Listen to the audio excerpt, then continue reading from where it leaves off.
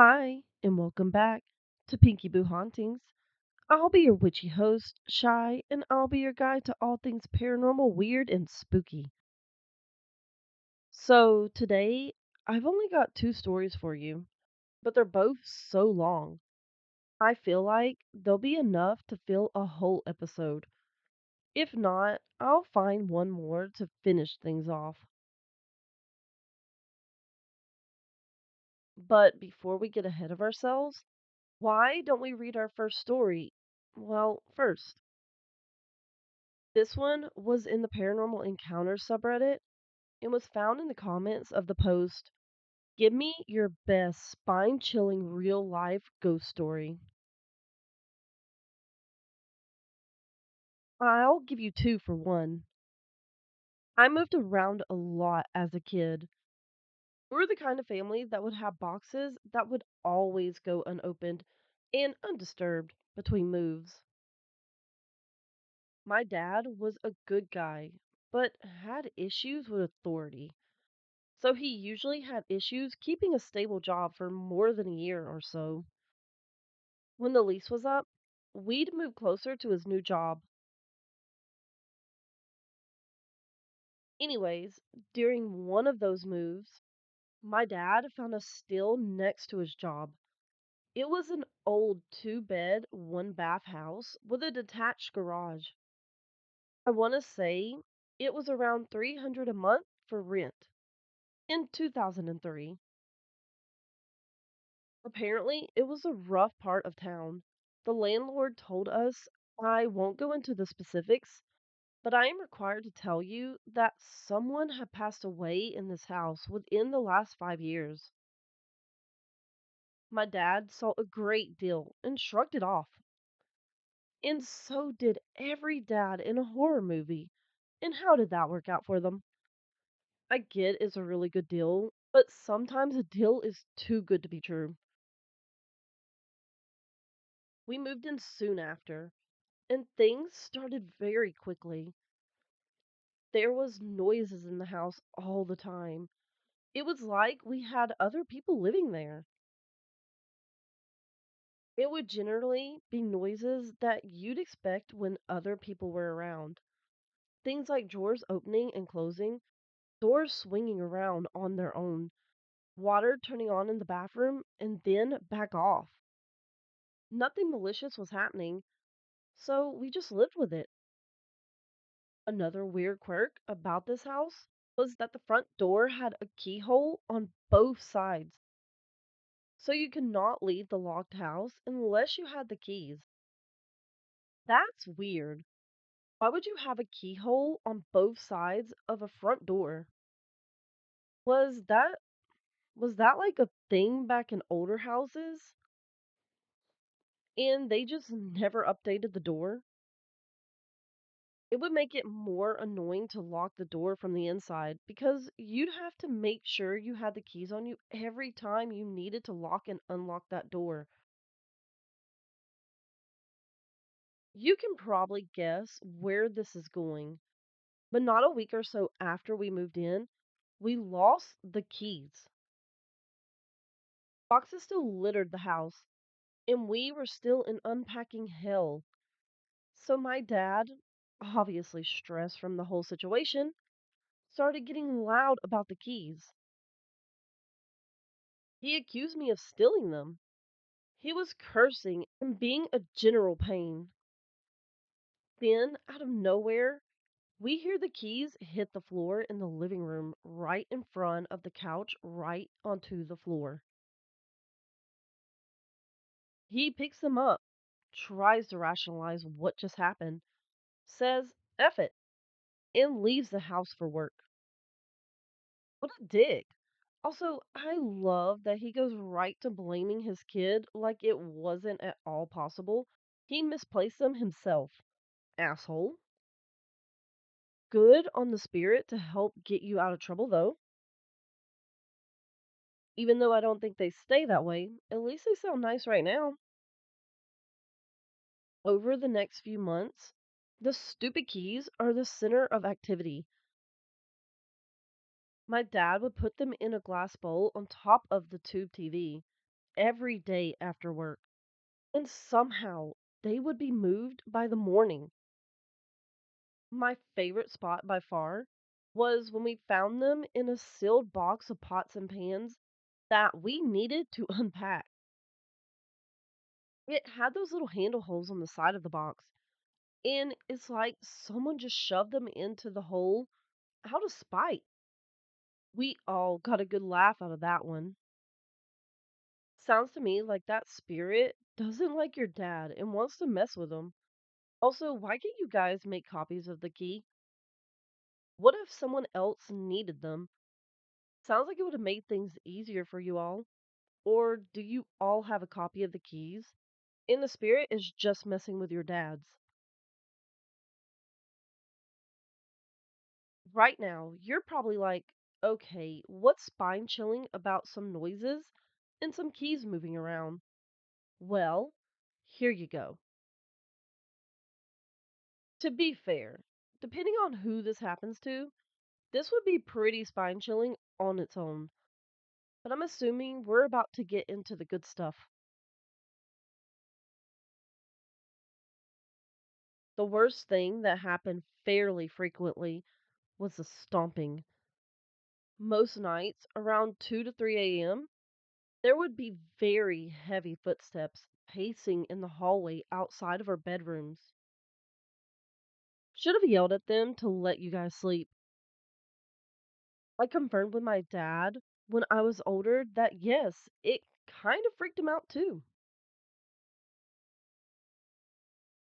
I don't know if this is his way of admitting that he did believe in the hauntings, but I guess it's something.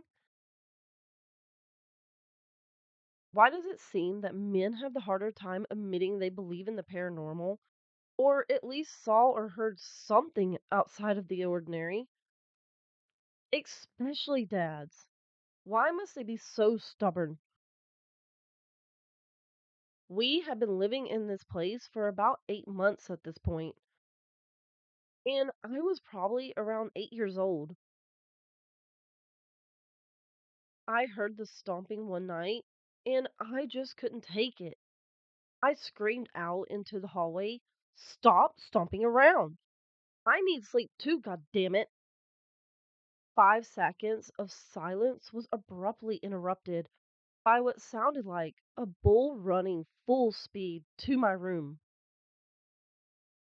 Oh, you did yell at them, and I guess it wasn't a good idea. To be fair, they probably were trying to scare you.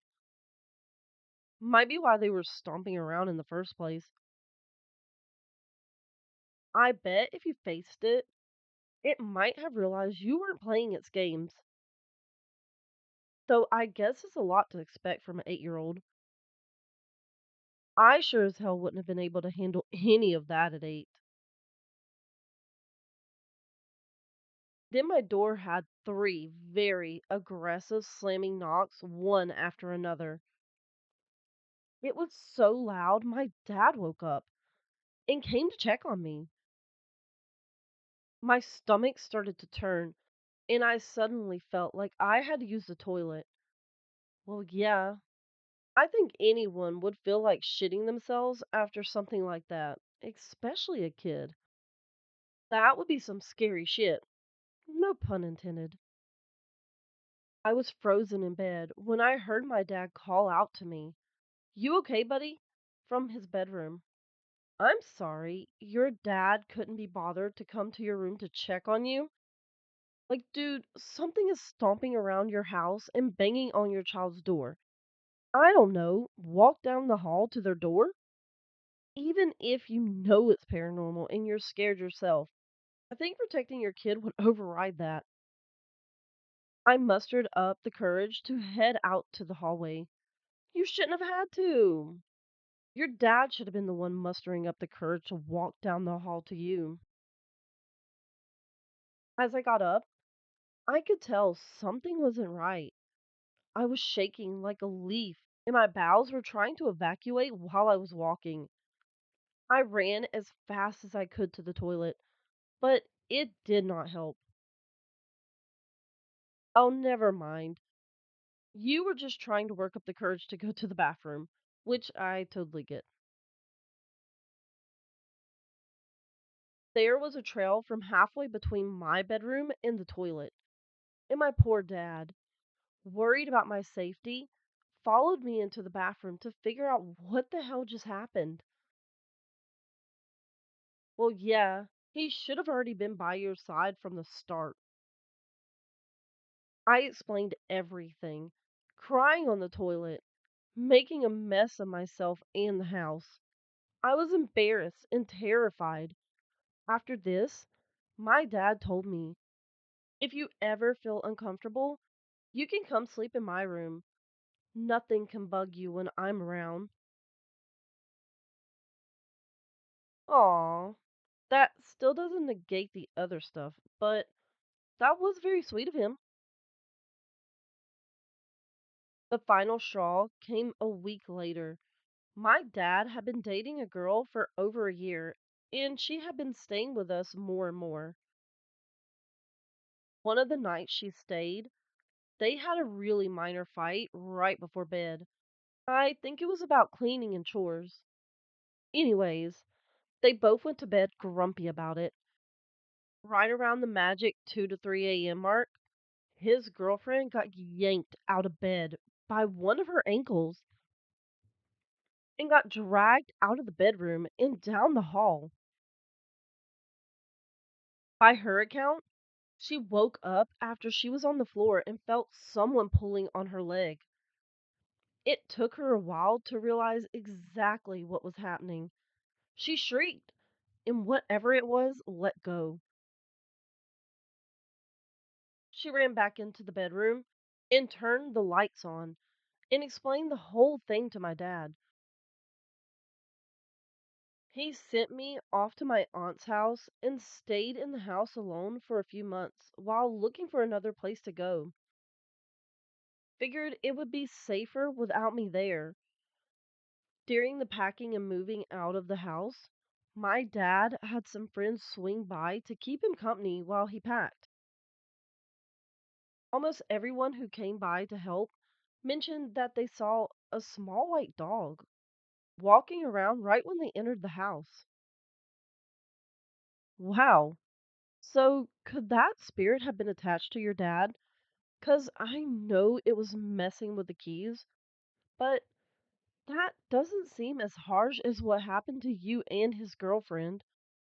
The keys could have been seen as a playful, funny prank on your dad, but the loud running towards you and the banging on your door and his girlfriend being pulled out of the bed after a little fight, it feels nastier. Like it wants to scare you guys off. I could be reading into this, but it is kind of strange. Yeah, this place is haunted AF. I still think about it from time to time. Wonder if the people who live there deal with the same stuff, or if it all calmed down. Bonus extra DLC story. My dad's girlfriend had brought a yoga ball to the house, and as a rambunctious 8-year-old, I wanted to play with it all the time. She tells me I can play with it, but I have to be careful. So we lightly toss it back and forth down this hallway. And after a minute or two, I toss the ball and it freezes midair before it makes it to her and comes right back to me. She was mortified. I was too young to realize what happened, and she didn't want to freak out her boyfriend's 8-year-old son. So she quickly just said she didn't want to play with it anymore, and we went and did something else. I hope you enjoyed. I mean, I don't blame her. How do you handle that situation? Like, even if you were alone and not having to worry about a child in that moment, how do you process that just randomly happening? That would be so crazy to see. This next story was actually supposed to be in last week's episode, but I was worried it'd be far too long, and I wasn't sure if I had the time to edit a longer episode, at least if I wanted to get it out on time. But this was found in the subreddit Ask Reddit, and the post was called Alien Abductees of Reddit. are people who have claimed to see a UFO. What's your story? I can't say for sure what happened to me that night, but here's what I know. I was driving home for the weekend from school in Indiana University. It takes me about 2 hours to get home, and I left Bloomington around 10 p.m. At exactly 10:53, I am on a rural stretch of the two-lane highway I take home, and I notice what appeared to be flashing lights behind me. I thought, great, I'm getting pulled over. So I turned into the next country road about a quarter mile from where I noticed the lights. As the car came to a stop, and I started to open my glove box to get my registration and proof of insurance, the light suddenly disappeared and no car drove past. Okay, first of all, why would you pull over just because you saw some flashing lights? Unless they were red and blue, why would you do that? You have to be a man. I don't know a single woman that would ever do this. It's so dangerous.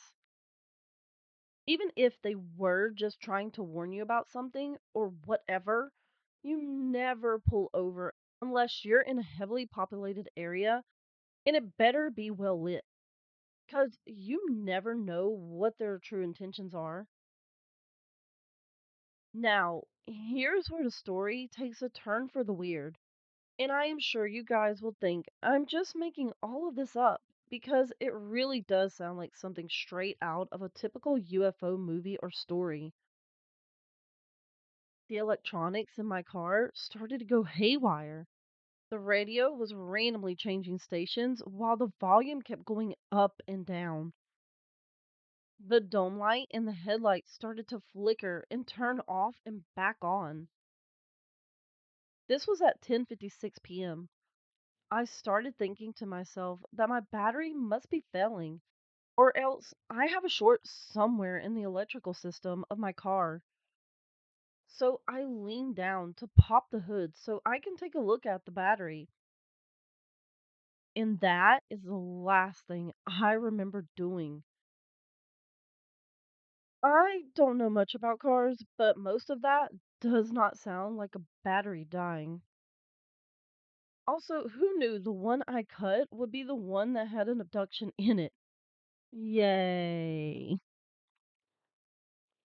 The next thing I know, I open my eyes and see nothing but the night sky full of bright stars. It was a cold night, and it seemed like I had never seen stars that bright in my life. I sat up and looked around, and I saw absolutely nothing. Nothing at all. I was in the middle of a field, surrounded by corn stalks left over from a recent harvest. As I started to come to my senses, I started to freak out. Where am I? Why the fuck am I asleep in the middle of a field? Where the fuck is my car?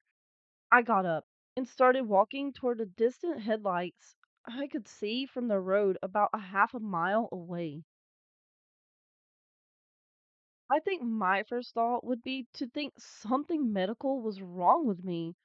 But then again, you'd be so confused and lost. I get why you weren't really thinking straight. When I got to the nearest intersection, I looked at the sign, which read 350 North and 50 West. I was half a mile away from my car, which was just right off the main road. I started walking towards the headlights I could see on the main road. I can't say how long it took me to walk a half a mile, but it couldn't have been more than 10 or 15 minutes. When I arrived at my car, all the lights were out. My battery had died, which struck me as odd because I couldn't have been gone for that long. Wait, did they die as you got to the car or before? 'Cause if they died before you got to the car, how did you see them from where you were? I mean, if they were dead before you got to the car. Maybe the aliens were nice enough to help guide you back to your car. Would have been nicer if they dropped you off at your car, but it's something, I guess. I looked at my phone, which was sitting on the passenger seat, and the time was 2:17 a.m. Over 3 hours had passed since I turned off onto that side road for the flashing lights behind me. Can your battery die that fast? Does it only take like 3 hours to kill your battery if you left your car on like that? I'm not joking when I say I know nothing about cars. I annoy my husband all the time. He's a mechanic. He does at least teach me stuff. It just doesn't stick easily in my brain, sadly. Cars are just not my thing. But the paranormal is. I remember sitting in my car completely dumbfounded, wondering what the hell just happened to me. After about a half an hour of just sitting there, I remembered that my battery is dead. So I got on the phone and called AAA to come out and give me a jump. It took about an hour for them to get out to me since I was a good distance away from the nearest town, during which time I just sat in silence, running through the possible scenarios in my head, considering what just happened. I'm surprised you didn't check your pockets to see if you were robbed, or check to see if you were missing a kidney. Something. Because, for all you know, you were drugged, and who knows what could have happened to you. I get this is an abduction, but you'd think those things would come to your mind, even for a moment. To this day, I couldn't tell you what really happened to me that night. All I know is I can't think of any possible explanation as to why I woke up over half of a mile away from my car in the middle of a cornfield more than 3 hours after I had stopped. I have only shared this story with one other person, my uncle. I am sure people would either look at me like I'm crazy or they would call bullshit on the whole story. And I can't blame them. If someone came to me with a story like that, that so closely mirrors the stereotypical encounter story, I probably wouldn't believe them either. I mean, if you didn't still have the car, there still is the possibility someone drugged you and robbed you. So, unless they came alone, I don't see why they wouldn't have taken your car. Maybe even your phone. So, I guess that doesn't explain the car going crazy. Again, I don't know anything about cars, but I doubt all of that could have been a short in the wire or a battery dying. I've never heard of the volume going up and down when there is a short. So that part is for sure strange. This does sound a lot like a typical abduction story you'd see in a movie or on TV. So I get why you'd be worried about telling people about this. It's definitely a strange story. Next time, though, if you see flashing lights that aren't red and blue, maybe don't pull over, just in case. Actually, even if they are red and blue flashing lights, still don't pull over until you can find a place with other people around. It's a good rule for both cops and aliens. Well, I guess I didn't need to add another story to this episode. These took up more time than I thought they would. So I guess that will be it for today. If you're enjoying these, please consider rating and reviewing, as well as liking and subscribing if you're on YouTube. It really does help us grow. And of course, if you want to help the coven grow even more, please share the podcast with anyone and everyone. It really does mean a lot to have you all here. Seriously, I'm really bad at expressing myself when it comes to stuff like this. But whether you're new to the podcast or have been sticking with me for a while now, I want to thank you. Without you, I'm just talking into the void about the paranormal, which I would do, but I do love having others with me. So, again, thank you so much for hanging out with me as I read these strange and creepy encounters, as well as listen to me ramble about anything and everything. All right, that's all of the mushy stuff I can handle. I've just been wanting to say that, but it always felt weird saying it. I don't know why. But now that it's out there, also, I hope you know every time I see that someone had listened to my podcast, it gives me the warm and fuzzies. I still can't believe anyone found my podcast or that anyone stuck around. Okay, this time I'm done. Oh, and before I go, don't forget, if you have a story you'd like me to read, please send it in. You can send all of your stories to our email, pinkyboohauntings@gmail. And don't worry, the email will be in the show notes and the description below. But for now, the coven is adjourned. See you next time. Bye.